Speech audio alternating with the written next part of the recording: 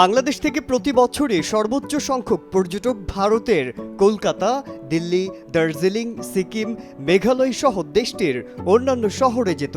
কিন্তু ৫ আগস্টের রাজনৈতিক পট পরিবর্তনের ফলে তৈরি হওয়া অস্থিরতা আর ভারত সরকারের কড়াকড়ির কারণে বাংলাদেশি পর্যটকরা দেশটি থেকে মুখ ফিরিয়ে নিয়েছে।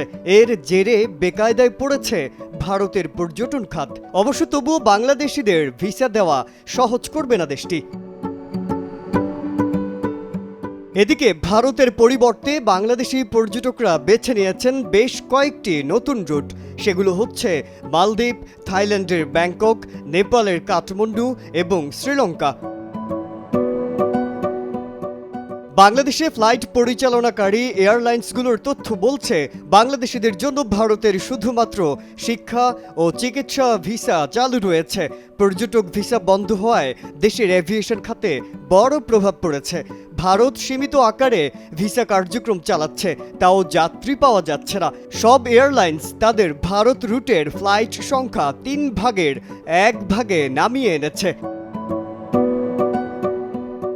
পাশাপাশি থাইল্যান্ড, মালয়েশিয়া, সিঙ্গাপুর একসঙ্গে ৩ দেশের প্যাকেজও নিচ্ছেন অনেকে। এছাড়াও সহজ ভিসা প্রক্রিয়ার কারণে উল্লেখযোগ্য পরিমাণ পর্যটক নেপালেও যাচ্ছেন। ট্যুর অপারেটররা বলছেন, বাংলাদেশ থেকে সারা বছরই ভারতে পর্যটক যেত। নভেম্বর, ডিসেম্বর ও জানুয়ারি মাস থেকে সবচেয়ে বেশি ট্যুর প্যাকেজ বিক্রি হতো কাশ্মীর এবং সিমলা ও মানালির। তবে এবছর প্যাকেজ বিক্রি প্রায় শূন্যের কোটায়।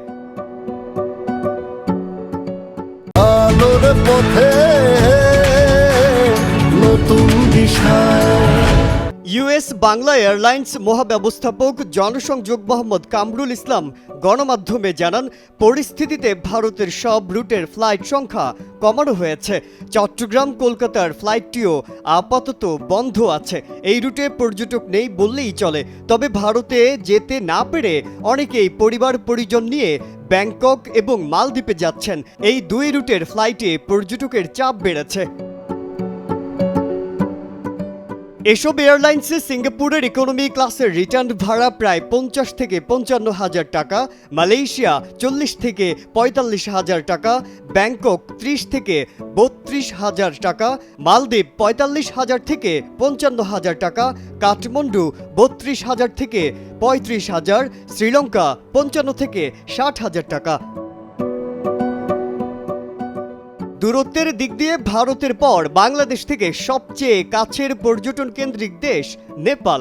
দেশটিতে বর্তমানে ঢাকা থেকে 2টি এয়ারলাইন্স ফ্লাইট পরিচালনা করছে। বিমান বাংলাদেশ এয়ারলাইন্স এবং নেপালের হিমালয়া এয়ারলাইন্স, এই 2 এয়ারলাইন্সই বাংলাদেশ থেকে প্রতিদিন ফ্লাইট পরিচালনা করে।